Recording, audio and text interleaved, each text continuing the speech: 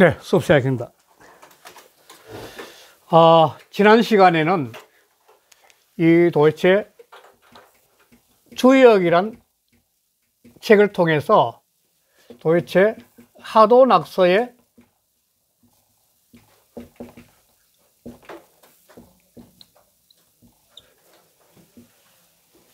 근원은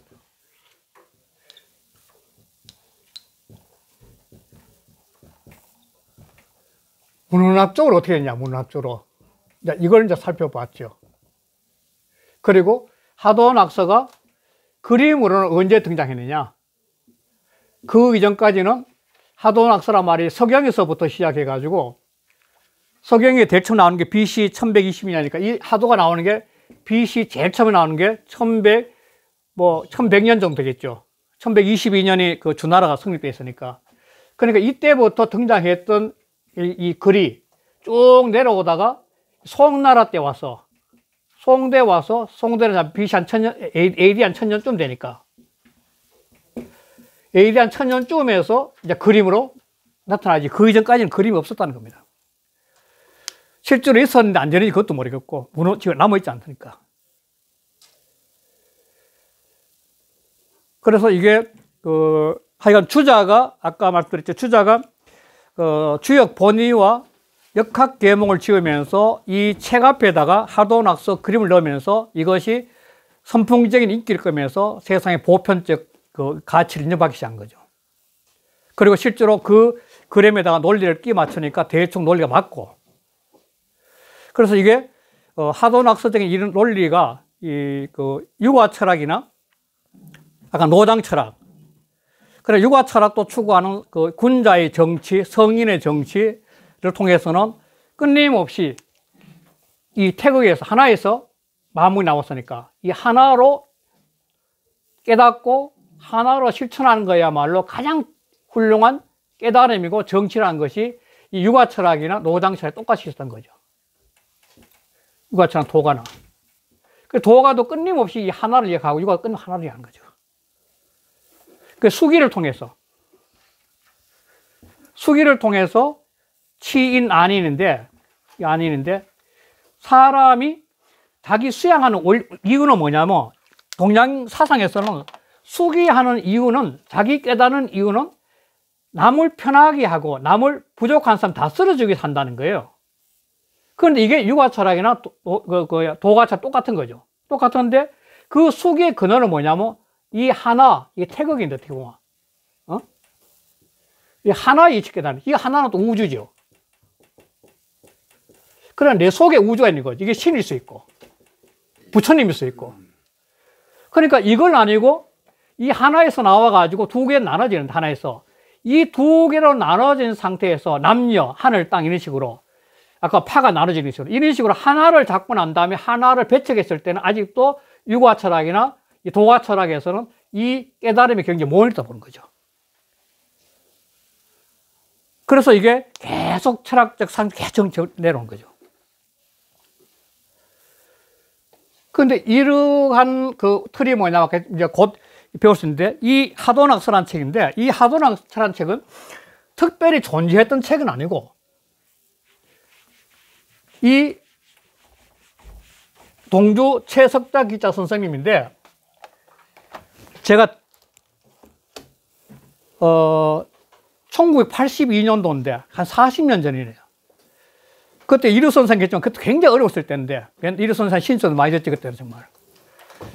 그때 처음으로 이 동주 선생님한테 이 글을 배우는데, 그때 배운 첫 번째 글이 하도낙서예요. 그러면서 이 하도낙서를 너무 어려우니까 그때. 지금도 어렵죠. 지금도 어렵는데 이게 너무 어렵습니다. 좀 쉽게 설명해서 했을 때 그 선생님이 하신 말씀이 뭐냐면, 이거는 설명가 다 안 되니까 살아가면서 천천히 깨달으라. 그래야만 내 거 된다. 그러고 난 다음에 이제 이거 끝나니까 다음 공부를 뭘 할 것이냐. 이거 주역이 나오니까. 그럼 다음 공부 주역을 하겠습니다. 그랬을 때, 그때 제가 결혼 안 했을 때니까 40년 전이니까. 주역이라는 학문은 굉장히 관념적인 학문인데, 내가 결혼도 안 하고 주역을 할 것 같으면 사람이 관념에 빠져서 쓰잘데없는 사람이 되니까 안 된다. 그러면서 뭘 하라 했냐면 대학을 하는 거예요, 대학을. 그 대학을 하고 그다음 중령을 했는데 중령을 다 끝내기 전에 돌아섰어요. 제가 그거 만나서 83세 만났는데 이 마지막에 그런 거 다 중령 다 못 뛰었어요. 딱 뛰기 전 돌아갔었는데 마지막 돌아갔었을 때 너무 났어요. 그때 제가 마지막 제자였으니까 옆에 일주일에 6일을 공부하러 갔었거든요. 할 일이 없었으니까. 그때 굉장히 어려울 때니까 할 일이 없으니까 뭐 집에 전화도 갈 때니까. 그 이류 선생님을 잘 알죠. 그때. 그러니까 일주일에 1일 빼고 6일 동안 공부하러 다녔어요. 선생님한테. 그 마지막 돌아가실 때 딱 그 모습이 또 몸이 안 좋았었을 때 그럴 때 나는 이제 이번 병으로 죽을 거다. 그러면서 약 쓰지 말았고 자제분들 약을 필요 없다. 약 쓰지 마라. 그리고 이 제자분들이 굉장히 많거든. 한 1000명이 넘는다는데 이 고향이 경북 영천인데 저하고 집안 정말 할아버지예요, 실은. 고향에 초상을 지낼 수 있는 사람들 중에 누구는 문장을 하고 누구는 산수를 보고 누구는 뭐하고 쫙 하기 위해서 불을 올려요. 그래 그 분담을 다 시켜요. 분담을 시켜가 뭐 하라고. 그러고 난 다음에 그때 물 맞으신 거예요, 물마. 딱 일주일만 돌아시더라고요. 개운하게. 하여간 특이한 제가 이 모습을 뵀는데, 제가 성대에는 이기동 선생님이 제 지도 교수님인데, 이기동 선생님 대학원 다니고 있을 때, 그때 영천에 계셨고, 계세요. 주역에 고수가 있으니까, 소문 듣고 영천까지 공부하러 내려가요. 이기동 선생님이. 그래가지고, 주역을 배우다가, 어느 날 아침에 떡 일어나니까 집안 분위기가 이상하더래요.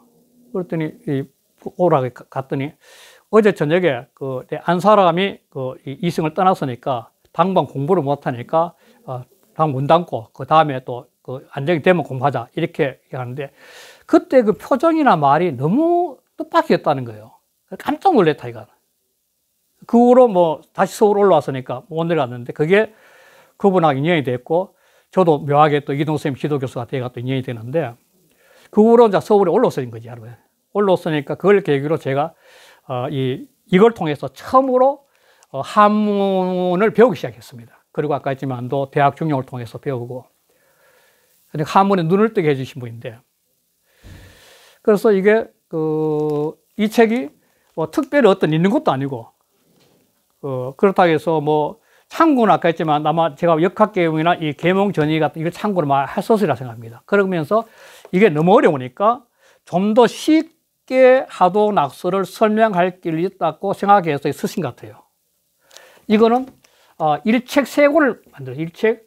일책 상권이 되어 있는데, 첫 번째가 하도에 대한 이야기고, 두 번째가 낙서에 대한 이야기야. 세 번째가 하도와 낙서 합도죠. 이렇게 세 개로 나눠져 있어요. 여기까지는 그런 대로 따라가서 할 수 있는데, 이 세 번째 하도와 낙서의 합도에 가면은 마지막 부분에 가서 굉장히 어려워지는데, 왜 그러냐면은 이 지구란 땅덩어리도 하도 낙서의 논리를 설명을 해요. 5대양 6대지가 왜 이렇게 되는지, 하도 낙서적인 문제가 어떻게 해서 이렇게 5대양 6대지 이렇게 되어 있는지, 흐름은 어떻게 흘러갈 건지, 물질은 어떻게 흘러가고 질성은 어떻게 흘러가는지 그런 걸 이야기해요. 그 다음 더 나아가서는 뭐냐면은 이 지구가 있는데 이 적도를 중심으로 해가지고 이 승강운동 한다는 거예요, 내려갔다가. 그러니까 이 올라오면은 여름이 되고 내려가면은 한대가 되고 이 승강운동 한다는 거예요. 이건 현대하고 전혀 안 맞는 거죠, 어떻게 보면. 이 승강운동을 통해 가지고 역법을 만들어요, 역법을. 이걸 통해 가지고 역법을 만들어요. 그 역법을 만든 게 대원역기라는 책인데, 이 대원역기라는 책을 만들어요. 대원역법을. 본인이 또 만들어요, 책을. 그러니까 이런 것은 현대의 사고방식이 굉장히 안 맞을 수 있죠. 지난번에 우리 재한성이 하면서 왜 지구는 우주에서 봤을 때 맨날 고정되어 있느냐. 그렇게 같이 돌아서, 우주 같이 돌아서야 된다. 이런 이야기 했는데, 지구는 우주에서 항상 고정되어 있는 상태인데, 하루에 한 바퀴 돌려면 어마어마하게 빠른 속도일 거다. 그러면 그 속도가 왜 안 나타나냐, 이런 문제들이 있는데, 하여간 이런 식으로 이 합도에서 나와요. 그러니까 이 이 하도 낙서에 대한 이 문제를 통해서 자, 음양오행에 대한 사상은 조금 감을 잡으실 겁니다. 이 하도 낙서를 통해서. 아, 음양오행이 어떤 건가? 그러니까 이 상권에 가가지고 하도나 합도는 그냥 한번 읽어보면서 뭐 이게 복만한 부분이니까 이런 곳에 있었다 이렇게 이제 봐야 되겠죠. 그러니까 대원역계는 역법이 있는데 이 역법은 전 세계의 이 천문학 그 연구소에 다 보냈어요. 그때 보냈더니 몇 군데는 그 연락이 와가지고 아, 특이한 관점이지만 또 굉장히 관심 있는 분야다, 학문이다, 뭐 이렇게 뭐 이야기하고 했는데 이 대원역계 같은 거는 환극 경세서를 아마 참고 많이 돼서 보는 거죠. 그리고 이 세상을 바라보는 이제 관점의 문제인데, 그러니까 육아 철학이나 노장 철학을 갖고 있으니까 인간 사회 문제를 주로 다룬 거죠. 인간이 어떻게 수양을 해야 되고, 어떻게 살아가야 되고, 어떻게 조화를 해야 되고, 그 다음에 마음의 깨달음은 육아 철학이나 노장 철학 마음의 깨달음이 있잖아요. 마음의 깨달음을 통해서 세상이 어떻게 변하고 나는 어떻게 살 것이냐 하겠다면, 이 하도 낙서는 이 삼라만상에 흘러가는 자연의 법칙을 보면서 그 법칙을 통해서 인간의 의식을 확장시키는 거죠. 세상을 보는 시야를 확장시키는 거죠. 어찌 보면 알아도 되고 몰라도 되는 그런 한번인데, 그러나 이 하도 낙서를 하고 난 다음에 오늘 우경이 안 나왔지만도 우경서 하고 있는 게 계사전인데, 이 계사전이 역전 중에 10역 중에 하나인데 주역을 가장 철학적으로 잘 표현했다는 겁니다. 계사전 상하가 있는데 그 계사전 상하에는 이 하도 낙서에 대한 이 책에서 인용된 게 상당히 많습니다. 그래서 이 책을 하고 난 다음에는 계사전을 하면은 계사전이 좀 이해가 좀 이렇게 좀 도움이 되지 않을까 그런 생각이 하는 거죠. 그리고 계사전을 비롯해가지고 몇 개를 하고 난 다음, 그 다음에 주역을 들어가면은, 주역이 아까 우리 제가 좀 했는데, 주역은, 역경과 역서가 있다고, 역전이 있다 그랬어요. 역전. 역전은 이게 12기고, 12기고, 역경은 원래 이 점서예요, 점서. 그러니까 역경은 아까 좀 8개로 해가지고 그 다음에 64개 또 384요 이걸 통해 가지고 이야기해 가지고 원본이 이게 역경이에요. 그런데 역전은 바로 12기를 통해 가지고 이 상전, 단전, 단전 상하, 상전 상하, 그 다음에 계사전 상하, 그 다음 문헌전, 뭐 작계전, 석계전, 설계전 이런 것들이 하는데 이것이 들어가면 이게 철학적으로 이제 바뀌어지는 거죠. 철학적으로. 그러니까 역경과 역전이 이런 차이가 있는 거죠. 그런데 이러한 논리를 갖다가 전체를 이렇게 푸고 정리할 수 있는 안목을 열어주기 가장 좋은 게 뭐 계사전이라는 겁니다. 그래서 계사전에 대한 책은 굉장히 많아요. 저희 고등학교 때 선생님이었던 윤재근 선생님이라고 계시는데 그분이 계사전 책이 있었는데 굉장히 두꺼운 책을 썼어요. 아주 두껍게 계사전을 갖다 보냈고, 남영은 선생님을 보냈다가 계사전은 책을 쓴 사람이 굉장히 많아요. 이유는 뭐냐면 주역을 철학적 관점에서 바라보기 가장 좋은 책이기 때문인 거죠. 자, 그런 어떤 이 생각을 갖고 오늘은 뭐 전달하는데, 이 앞에 서문도 다 못할 것 같은데, 실은, 조금이라도 서문을 하거나, 이게 뭐 한자로 서문을 조금 하면서 또 들어가도록 하죠. 오늘 제가 복사해준 여기가 서문이 좀 있을 겁니다. 복사해줍니다. 저는 쳐갈게요. 중간에 끝내도록 하겠습니다. 계사전의 계사전 왈 띄우죠. 계사전 왈 띄워서 이렇게 해도 괜찮죠. 이렇게 계사전 왈 역유 띄우고 태극하니 시생 띄우고 양이하고, 양이 띄우고 생 띄우고 사상하고, 사상 띄우고 생 띄우고 팔견이, 팔괴 띄우고 정 띄우고 기륭하고, 기륭 띄우고 생 띄우고 대업이라 하니, 부 띄우고 역지 띄우고 도는 여사 띄우고 이이라. 요 역전에 계사전을 계사전 11장입니다. 계사전 11장 참고하세요. 앞에는 계사전에 와 있을 때 계사전 11장입니다. 찾아보면 됩니다. 여기에는 제일 처음 태극이 있어. 태극. 이 태극 사상이 바로 동양을 갖다가 대변한 가장 큰 건데, 이 태극. 노장 철학도 유가 철학도 이 태극을 갖다가 굉장한데, 뭔지 모르지만 하나의 큰 하나가 있었다. 하나. 이 하나가 결국은 아까 지만도 우주일 수 있고 신일 수 있고, 이 태극인데, 이것이 딱 나오는 순간 태극이 작용을 하는 작용.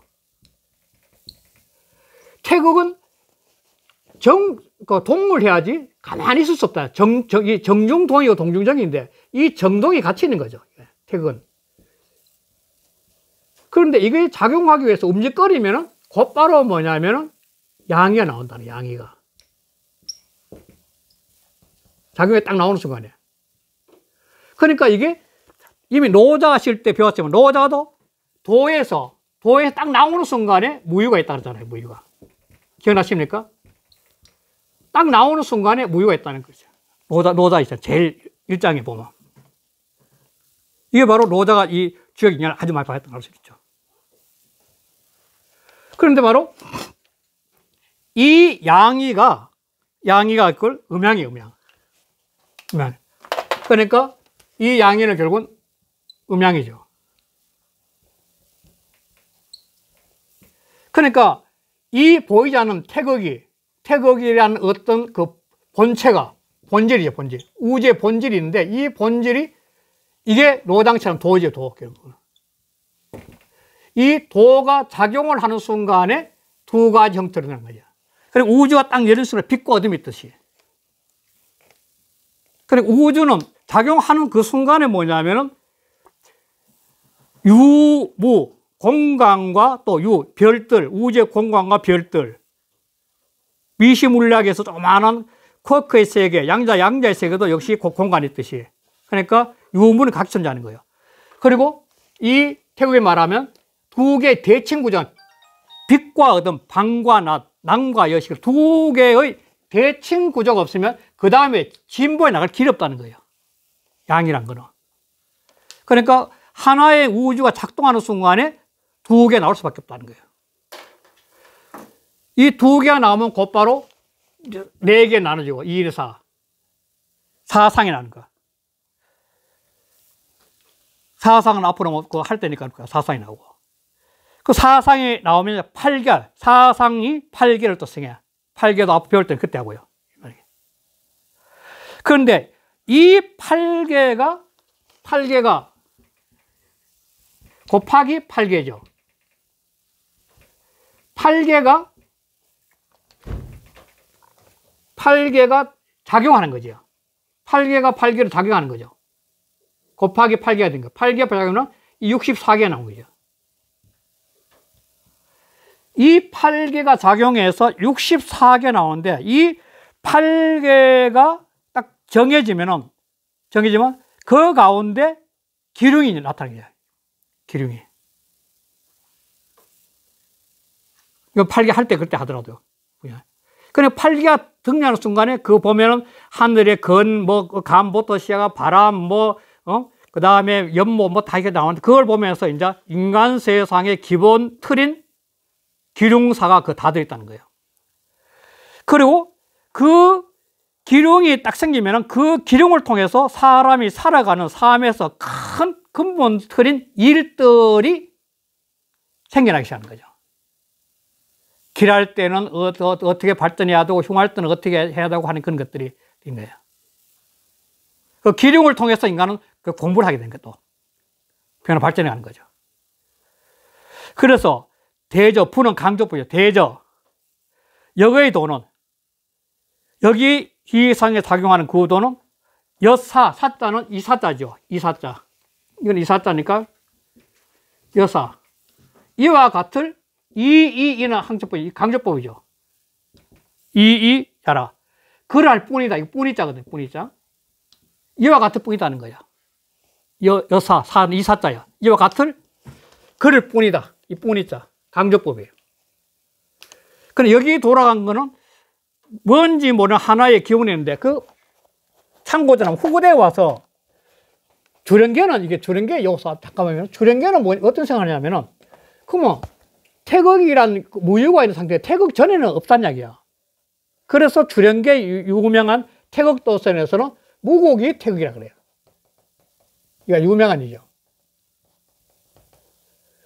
또는 무곡이 태극은 니꼴 같은데, 이 하나란 것은 무곡이면서 태극이다는 거예요. 무곡은 한없이 큰 무엇이다. 이게 무곡은 없는 게 아니라 한없이 큰 무엇이다는 거예요. 그게 없으니까. 뭔가 있긴 있는데, 한없이 큰 뭔가 있는데, 그 한없이 큰 무엇이 바로 그걸 태극이라 한다는 거 해가지고 주령계 태극도설에서 그게 나와요. 무곡이면서 태극이 이렇게 나오죠.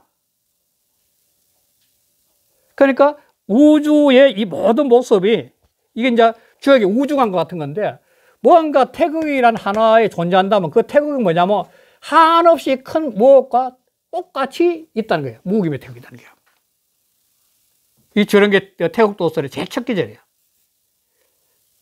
그럼 정동이 나오는데, 하여간. 그러니까, 그래요.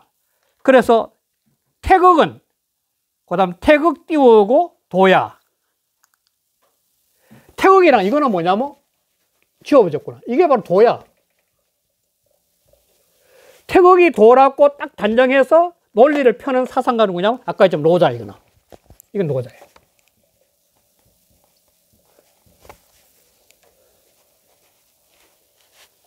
노자는 도가도 비상도 할 때 그 도를 할 때 바로 태극에서 일하는 거예요.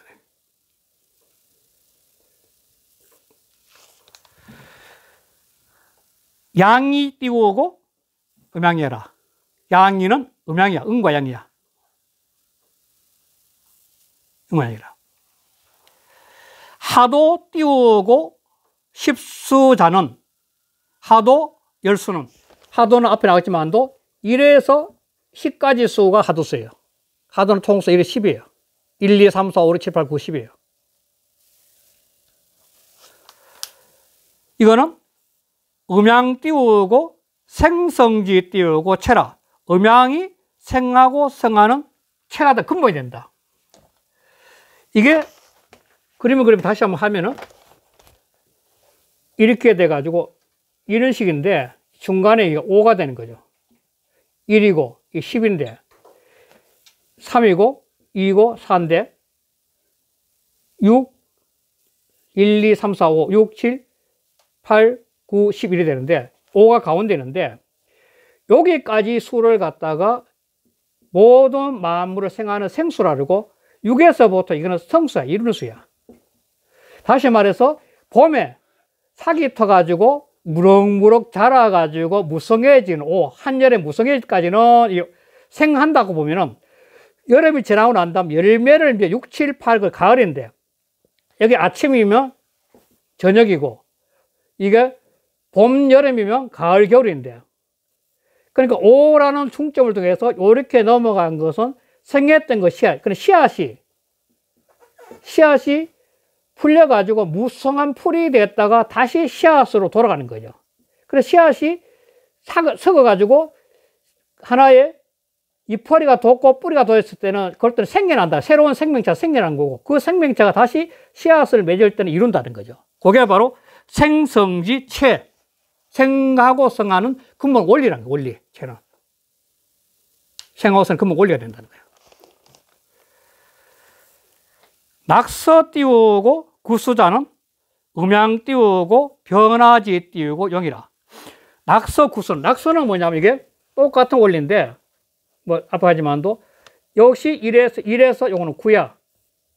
이것도 역시 5고 이렇게 되는데 요것도 2, 3, 4, 5, 6, 7, 8, 9인데, 요거는 10이라는 숫자는 막힌 수야. 0은 이게 막힌 수야. 어떤 것을 형성에 딱 막힌 수야. 아까 씨앗 같으면 씨앗이랑 막힌 어떤 세상이야.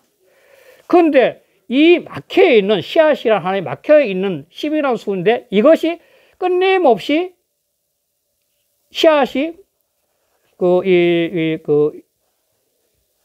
이게 무슨 자인지 아시죠? 삭철자예요. 삭철자. 삭철자 두 개가 불초자고. 이 삭철자란 뜻이 뭐냐면은, 씨앗에서 씨앗이 썩어가지고 문드러지면 여기서 삭이 딱 돋아와요. 요 삭이 돋는 걸 갖다가 요 삭철이라 그래요. 삭철이라 그래요. 그러니까 사람이 철났다는 것은 무슨 뜻이냐면은 자기 아상이 깨어져가 새로운 시야가 열렸을 때 철났다 그런 거죠. 대개 사람은 살아가면서 자기 논리틀에 갇혀있거든. 아상이 갇혀있거든. 자기 상에. 에고에 갇혀있다고요. 자기 에고, 자기 상에 갇혔는데 그게 깨어져 가지고 새로운 시야가 열렸을 때 철났다는 거예요. 그래서 옛날부터 철나면 죽는다는 뭐 그런 말을 썼죠. 철나면 옛날 죽었으니까. 과거가. 새로운 시야가 열렸으니까. 그렇듯이 요게 씨앗이 다시 적어가지고 만물 하나가 해가지고 100개로 잎이나 100개 열면 다시 맺는 거. 요 상태 씨앗에 갇혀있는 거는 이거 체가 돼. 그럼 뭐죠? 체가 돼, 체가.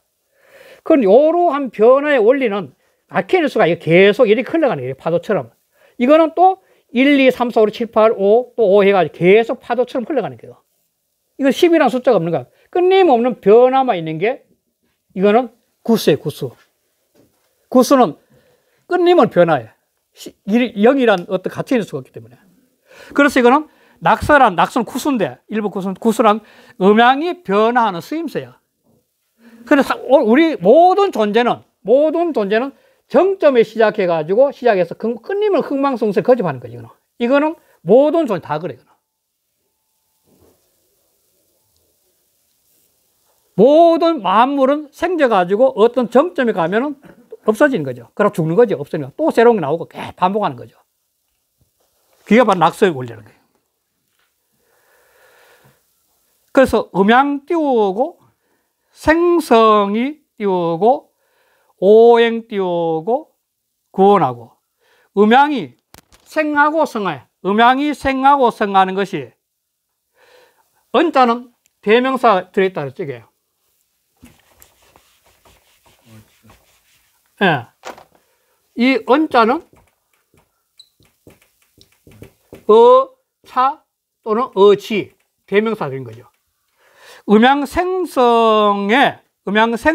생하고 성하는 것인데, 이자는 설명이니까, 음양이 생하고 성하는데, 요거는 수로를 했어요. 요거는 수로와 수로니까, 음양 생성을 갖다가, 명사라면 안 된다. 수로로. 음양이 생하고 성하는데, 이렇게 수로, 이자가 더 무정수로 해석해야 됩니다. 수로와 수로인 거니까. 생하고 성하는데, 그런데, 그 가운데, 생하고 성하는 가운데, 오행이 갖춰져 있어. 그 가운데. 언자는 어차어지나 생하고 성하는 그 가운데죠. 그 가운데 오행이 갇혀 있다는 거예요. 그리고 음양 띄우고 변화이 띄우고 오행 띄우고 용언이라. 음양이 끊임없이 변하는 가운데 오행이 그 가운데 쓰일 수 있어. 자, 이게 뒤에 계속 반복되어 있지만도 이 오행은 이 가운데가 토고 이게 수고 이게 이제 목이고, 이게 이제 화고, 이게 금인데, 이게 소위 아침이면서, 이건 봄이고, 이거는 저녁이면서 가을이고, 이거는 한낮이면서, 이건 여름이고, 이거는 밤이면서, 이건 겨울인데, 이 자체가 쓰임새라는 것은 용이라는 것은 끊임없이 뭐냐면, 이렇게 변해 가야만이 모든 삼라만상과 우주가 돌아가는 거죠. 그러니까 오행이, 수화목금토 오행이 아침, 저녁, 밤 이렇게 계절을 말하면 시간 이렇게 변해가야만이, 음양이 변해가야만이 이 오행이 이 모든 삶의 조건에서 쓰일 수 있다는 거예요. 목의 기운이 쓰이고, 금의 기운이 쓰이고, 화의 기운이 쓰이고, 수의 기운이 쓰이고, 이거는 수의 기운을 쓰이면 다 필요하거든요, 목에. 이 화도 다 필요해요. 그러니까 이게 흘러가야만 그 신임새들이 그 상황에 맞게끔 삶 속에서 작용을 하여서 세상은 이루어진다는 거죠.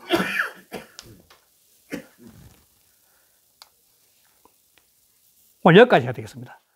여기까지만. 예. 됐다 하니까. 예.